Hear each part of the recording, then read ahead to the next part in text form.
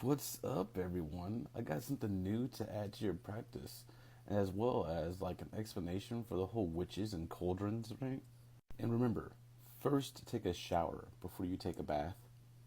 See, first we take a shower to wash off all the dirt because you're going to be sitting there for a long time. You don't want to be sitting in your own filth. You want to make sure you have it already off of you. Why do we take baths?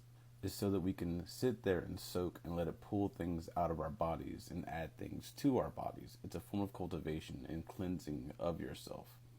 We're supposed to be adventurers. We're supposed to be knowledgeable of the herbs and roots around us and the different ways they're used. Well, the only way to become knowledgeable of the things is to go out and pick them and see what they do.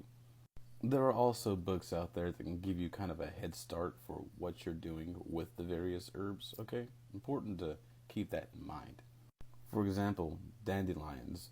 We know that like the roots are good. We know the greens are good. You can eat the flowers. So an idea, why not go out and harvest your own dandelions while you're walking around and then use them to take a bath with later?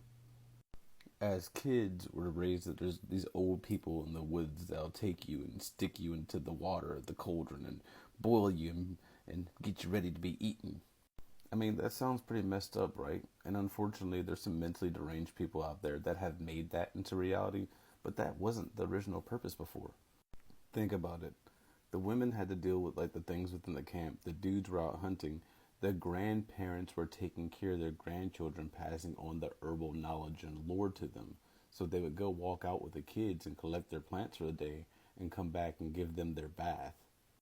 Before, in the past, the families would have their own family crests, which also kind of symbolizes the cultivation technique they went through in their upbringing. It makes sense because on the path of cultivation, you'd find the things that worked for you and didn't work for you inside your family's path. And then, like, not your child's generation. You tried on them, but still wouldn't be perfected. By the time you had grandchildren, you would have the time to be like, okay, I know what's going on with this. And if you're blessed to live and see your great grandchildren, even better.